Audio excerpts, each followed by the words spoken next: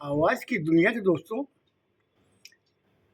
वो जब अपने भाई को हाथ जोड़ के कहा नरसिंह ने कि भैया मैं जा रहा हूँ, आपने जो कहा वही होगा, अब कभी इस चौखट की तरफ मैं देखूंगा नहीं। इतना कह के वो वापस वहीं चला गया जहाँ पे वो अपने भजन कीर्तन वगैरह करता था, उस मंदिर में वही साधु संतों के साथ वहाँ भजन करने लगा। वो सब कुछ भूल गया कि उसके साथ क्या घटना घटी है, कि वो तो मन का काफ़ी निर्मल, सीधा, भोला, उसे क्या मालूम दुनिया की प्रपंच क्या होती है। अब उसमें लीन हो गया, अच्छे अच्छे भजन गा रहा था। एक दिन बीत गया, 2 दिन बीत गया, 3 दिन बीत गए, घर में मतलब कि पेट में अन्न का दाना नहीं। अब वो खाली भजन के अंदर लीन, और उसी की उसने अपने भोजन की खुराक बना ली, खाली भजन गावे बस। इधर में भैया भाभी मस्त, चलो पिंड छूटा, अब ये सारी दौलत हमारी हो गई, अब हम ही इस पर राज करेंगे। इधर में नानी बाई जब की लड़की जो पैदा हुई, उसका जो नाम रखा गया सुलोचना। अब वो जब यौवन अवस्था में आई तो उसकी शादी के लिए लड़का देखा गया, लड़का देख लिया गया और शादी की बात भी पक्की हो गई। अब इधर में नानी बाई के ससुर ने अपने बेटे को बुलाया, बोला बेटा इधर आ। वो आया, बोला हाँ कहिए क्या बात है पिताजी। बोले बेटा शादी की डेट भी फिक्स हो गई है और तुम्हारे ससुर को बुलाना भी है, क्योंकि भक्ति की चिट्ठी लिखनी जरूरी है। अगर भक्ति को कुमकुम पत्री नहीं भेजेंगे तो ये अपने समाज में अच्छा नहीं लगेगा। तो लड़के ने कहा पापा जी आप क्या कर रहे हो, अरे आपको तो मालूम है उसके भैया भाभी ने सब कुछ से छीन लिया है, अब वो एक मंदिर में रहता है एकदम निर्जन ब्राह्मण की तरह, खाली बस भजन कीर्तन करता रहता है।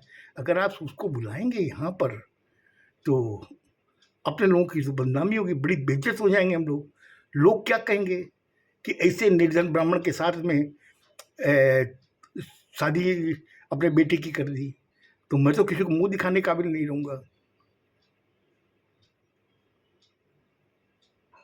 नानी भाई का ससुर काफी देर सोचता रहा, उसने कहा एक काम पर पुरोहित को बुलाओ।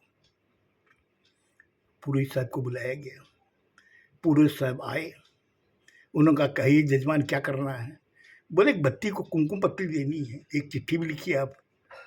बोले कहिए साहब क्या लिखना है। बोले चिट्ठी ऐसी लिखो कि ऐसी सी डिमांडें लिखो उसमें, मतलब कुबेर का खजाना पूरा लिख दो उसके अंदर।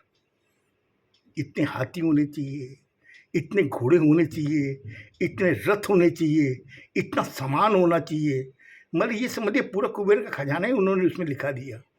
तो बेटे ने कहा कि पिताजी आप यह क्या कर रहे हो, इतना उसके पास जाएगा, मतलब निर्जन ब्राह्मण है, आज वो तो साधुओं के साथ में भजन कीर्तन करता, वो कहाँ से लाएगा। बोला बेटा इसीलिए तो लिखा रहा हूँ, वो इसको पढ़ने के बाद में या तो वहीं वो मर जाएगा या वो आएगा नहीं डर के मारे। मैं यही चाहता हूँ ताकि कम से कम समाज में हम लोग कह तो सकें कि हमने कुमकुम पत्री भेजी थी, लेकिन बत्ती नहीं आई तो हम लोग क्या करें, यहाँ पे हम लोग व्यवस्था कर लेंगे। लड़के के हाँ पिताजी आप सही कर रहे हो, हम लोग यहाँ पे किसी को भी भाई बना के खड़ा कर देंगे और भाग का काम करवा देंगे। इधर में नानी बाई कमरे के गेट के पास में खड़ी सारी बातें सुन रही है। अब वो सुन रही है कि ये सब चीज़ें लिखा रहे हैं, अब वो उसका अंदर से पूरा कलेजा कांप रहा है कि मेरे पिताजी कहाँ से ला के देंगे, अरे उनके पास में कुछ है ही नहीं, ये मालूम है कि भैया ने उसको निकाल दिया है घर से, अब वो कहाँ से जुगाड़ करेंगे। अगर भैया पिताजी के पास में अगर ये चिट्ठी चली गई तो पिताजी इस चिट्ठी को पढ़ते ही अपने प्राण त्याग देंगे। अब वो मतलब चीत्कार करके रो रही है। जब उससे रहा, उसने कहा कि किसी तरीके से चिट्ठी को रोका जाए, क्योंकि अगर ये चिट्ठी चली गई मेरे पिताजी नहीं रहेंगे इस दुनिया में। मैं अपने पिताजी को शादी के बाद में एक बार भी नज़र भर के भी नहीं देखी, और मेरे पिताजी कभी मेरी चौखट में भी नहीं आए, मैं क्या करूं। तो उसने क्या कि थोड़ा सा गेट खुला, कुंडी बजाई, कुंडी बजाते ही नानी बाई का जो हस्बैंड था, पति, उसने उस तरफ देखा, उसने इशारा किया नानी भाई ने, वो अंदर आया, बोले क्या बात है। उससे तुरंत गेट को बंद कर लिया नानी ने। नानी भाई ने गेट बंद किया करके पछाड़ा मार करके उसके चरणों में गिर पड़ी अपने हस्बैंड के, और रोने लगी जोर जोर से। उसने उससे कहा नानी नानी क्यों रो रही हो, अरे मुझे कुछ बताओ तो, तुम मुझे बताओगे तब तो मेरे समझ, तुम रो मत, मुझे बता सारी बात। उसने कहा आप एक काम कीजिए, चिट्ठी को रोक लीजिए, अगर ये चिट्ठी मेरे पापा के पास चली गई, अगर मेरे पिताजी के पास चली, अगर उन्होंने इसको पढ़ा तो वो तो पूरी चिट्ठी पढ़ ही नहीं पाएंगे, उसके पहले ही प्राण त्याग देंगे। वो बोले तू रो मत, मुझे सारी बात बता क्या है। वो कहा कि तुरंत अपने माथे का पल्ला हटा के उसके चरणों में बिछा दी आंचल की तरह। उसने कहा कि मैं आपसे अपने पिता की जीवन की भीख मांग रही हूँ, ये चिट्ठी को आप रोक लीजिए, इसको मत जाने दीजिए आप।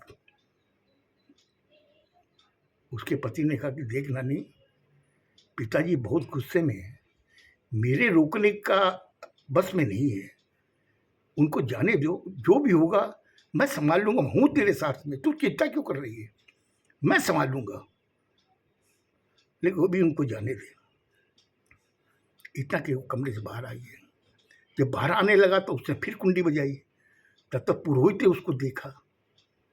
तो नानी भाई के पति ने पुलिस को कहा कि एक बार आप अंदर चली आइए। वो अंदर गया, बोले क्या बात है, बोलिए। उसने कहा कि आप पुरोहित जी, मैं आपसे प्रार्थना करती हूँ, आप इसको चिट्ठी को मत लिखिए। बोले मैं, मेरा जजमान है, वो मुझे लिखा रहा, मुझे लिखना पड़ेगा। बोले कि मेरे पिता बहुत निर्धन है और वो ये चिट्ठी के हिसाब से जो लिखा है वो नहीं भरपाई कर पाएंगे, नहीं दे पाएंगे। मैंने अपने पिताजी को शादी के बाद से मैंने आज तक उनको नहीं देखा। आज मेरी लड़की की शादी तय हो गई है, आज हाथ भरने के लिए आप ये पत्र दे रहे हो, तो मैं तो इसका मतलब कि पिताजी जब इसको पढ़ेंगे तो वहीं प्राण त्याग देंगे, मैं उनको कैसे देखूंगी, आप रोक दीजिए। उसने कहा कि देख नानी भाई, मैं कुछ नहीं कर सकता क्योंकि मेरा वो जजमान है, उसने जब कहा है तो मुझे तो लिख के देनी पड़ेगी। अब वो चिट्ठी को ले करके नाई को पकड़ा दी। उस समय जो नाई होते थे वो हर घर के एक पंच होते थे, मतलब उसको चौधरी कहते थे।